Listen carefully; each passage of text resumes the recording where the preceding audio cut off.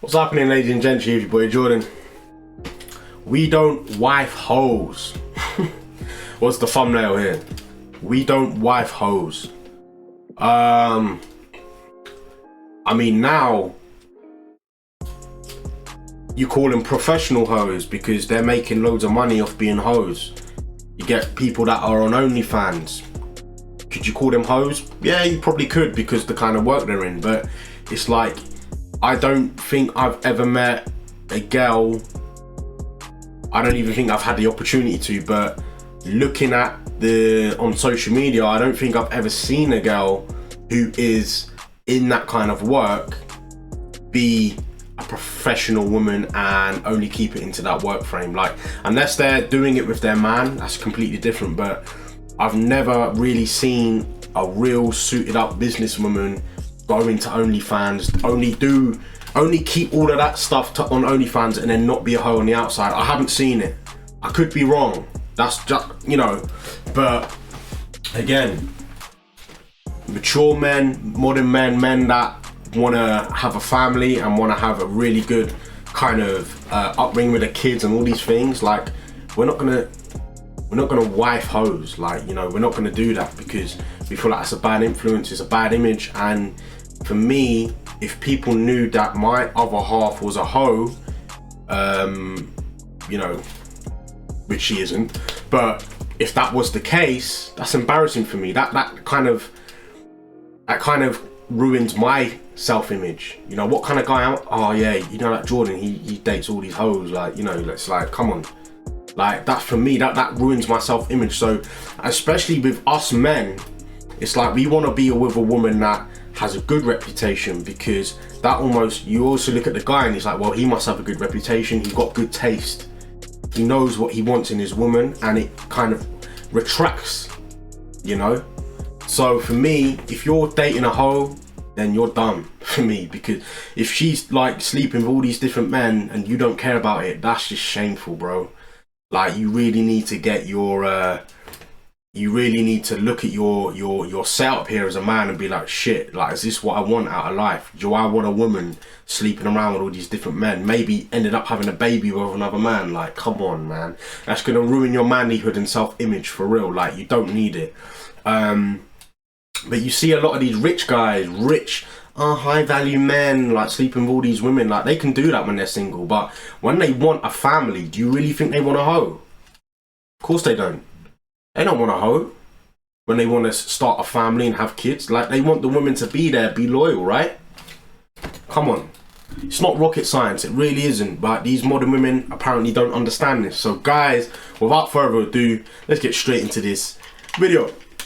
Would you see a woman as less value if, for example, if they have a history of maybe dating the wrong man? Yeah, because I think women struggle with this so much, because as a man, obviously you can confirm to me as well, when you're young and you're like 16, you got no money, you got no chest, you've not barely hit puberty. Whoa, and the 19-year-old swells up in his little Ford Focus, slow down, bro, and grabs your babes, and you're told, like, bro, when you get a bit older, you can have a girl like this. But for now, you have to deal with what you have to, and you have to build yourself up. Boys don't get upset with it. They're like, it is what it is. The older drug dealer, he had more money, he took my girl. It is what it is. But when you say to a woman that in reverse, that your value is decreasing, it's almost like they can't fathom it. Like, it's an exception to the rule. And this thing of like, it's not that hard to grasp that.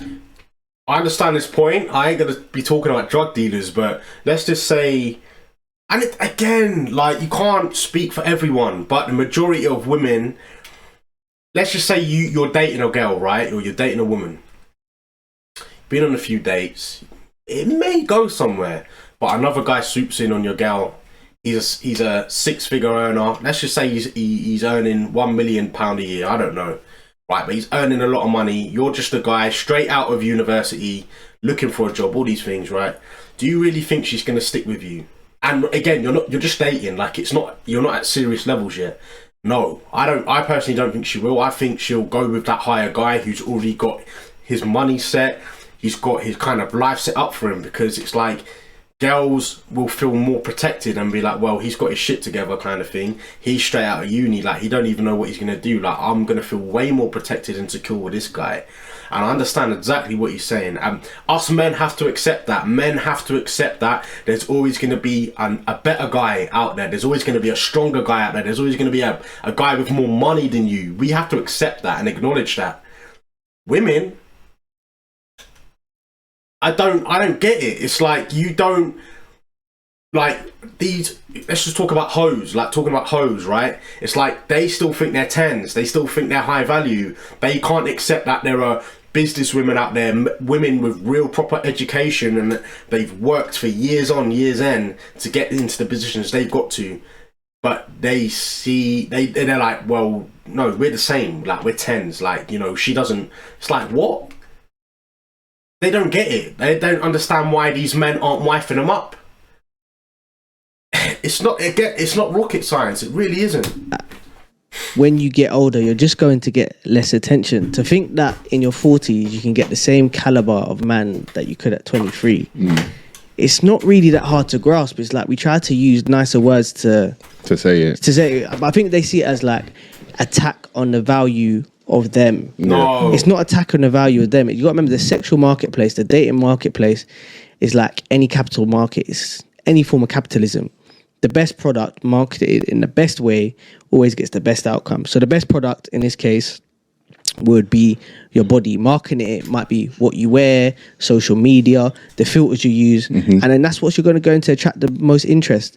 When you're in your 40s, 50s, no matter how much you market a dead product, when the breast ain't breasted and it's sagging, and you can do keepy uppies with the breast, like, well, it's not the same product. I'm sorry. And we have to remember. I'm sorry. We have to remember. Man said kiki uppy with the breast. Nah.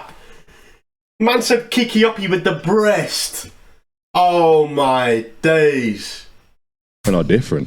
Men and women are different. They look at things different. We go through life different. Everything is different. The way you go through life is completely different the way I go through life. Do you understand? So it's like, men will look at your path to see if you qualify for my future.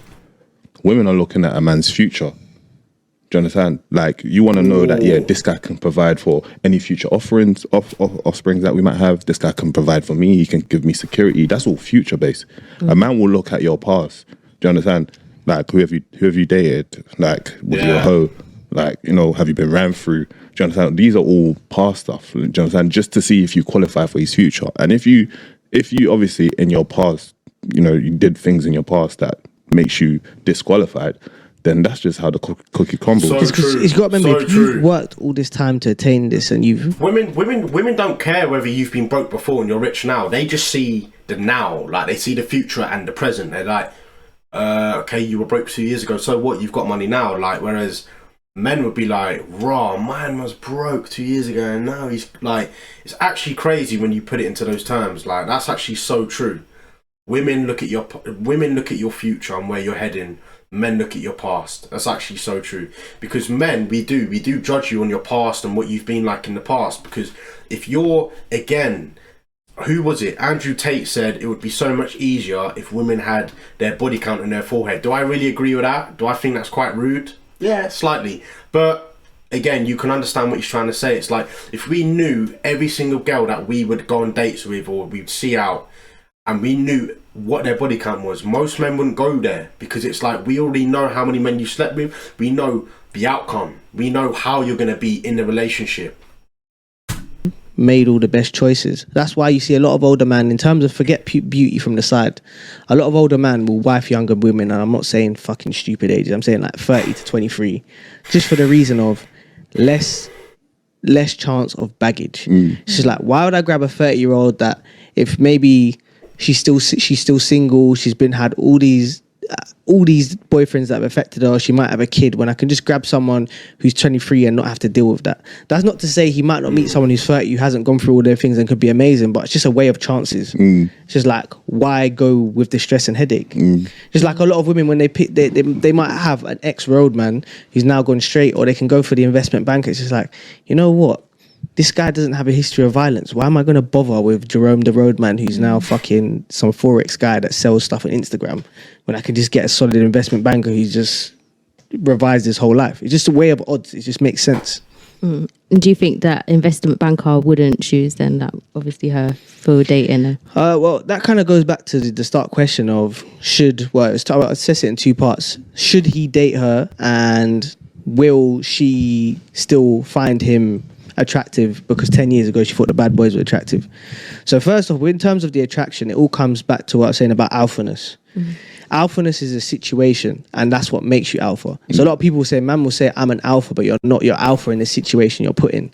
So to give you an example, and this is a bit of a fucked example that Rollo Tomasi uses, is that a lot of, you see that trend of when a teacher will like leave his wife for like a young 18-year-old woman, and who was his teacher, and they say he groomed her, which he did. He did groom her. But in that situation, the reason why he managed to unlock her is because he controls the classroom. Everyone looks up to him. He's the teacher. He might be a dweeb in life, but he's the alpha in that classroom, and that's the way she's got to know him. So that's how he's unlocked her brain. Now, when you see eventually when she awakens, when she leaves the classroom, has run off with him, and realize he's just a dweeb. And no one respects him. He hasn't got money, and no one values him.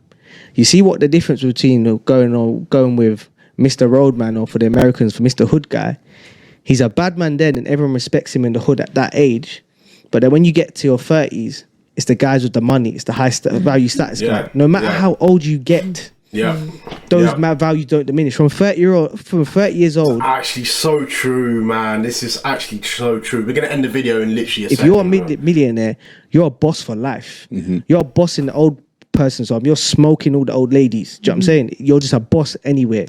So that's why I think it's a thing of the attraction will still stay there. It's not a problem. But whether you want to then go deal with a woman that's got the baggage of a bad guy is a different thing. Yeah. Well, and guys know like who they were in high school. So like if a guy was a dweeb in high school and now he's worked for 10 years to get to a certain status, and then this girl says, oh, I used to date bad boys all the time, or like I had this toxic ex, or this guy did this, or this guy that says, taking no accountability, always painting yourself as the victim. Like, one, men can see through bullshit because it takes two to tango, and two, they also realize that you would have passed on them.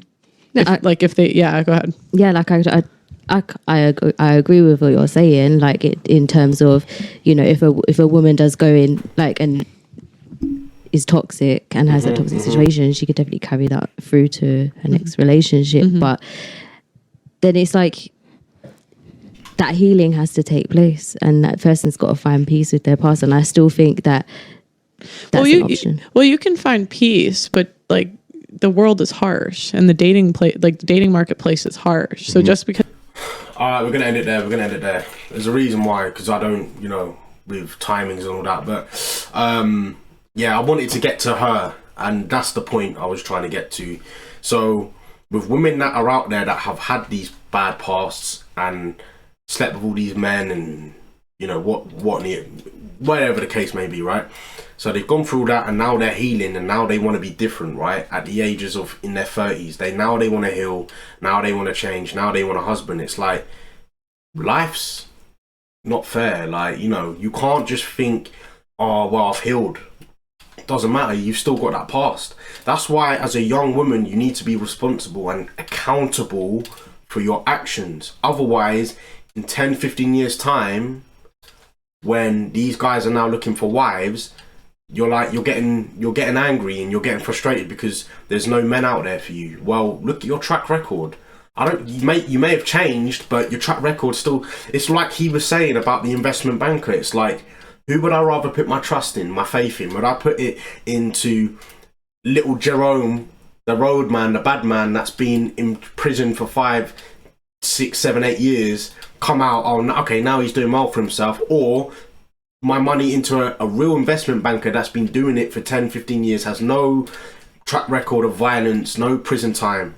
I'm gonna put my money with him. Like, it's your track record that counts, guys. And the same with men. It's the same with young men. And I wasn't taught this, but luckily I had a good upbringing, and I praise the Lord for that. But especially young men in kind of poorer estates and poorer backgrounds, they're not taught this stuff in school. Like, I feel like there should be a lesson on not life, but just kind of the getting out there into the real world. I mean, we learn very good. I mean, in this country, the education's pretty good, right? You learn mathematics, science, English, and then if you go on to do sixth form, I mean, the amount of subjects that you can learn today is off the chart. It's off the chart. Sorry, I get my words mixed up today. However, no one actually, and if there isn't a parent or a dad or father in their life that is there to teach them about the real world and what it's like being a man and all these things, then, you know, they're going to go into prisons. You see young boys going into prison at the early ages. They leave school and all these things and get up to, you know, being criminals and all these things. It's like, you're not taught this as a kid in school. You're not taught that in the next 15 years, that's what will count. All you're taught is you need to revise to get A stars, and then if you get into uni, you've made it. That's not the case. That is really not the case. You're not taught that in the next 15 years, when you're a 30-year-old man, what will count is your status and the money. And it's true, like, people that say money doesn't matter, money's this, money's that, it's probably because they ain't got no money.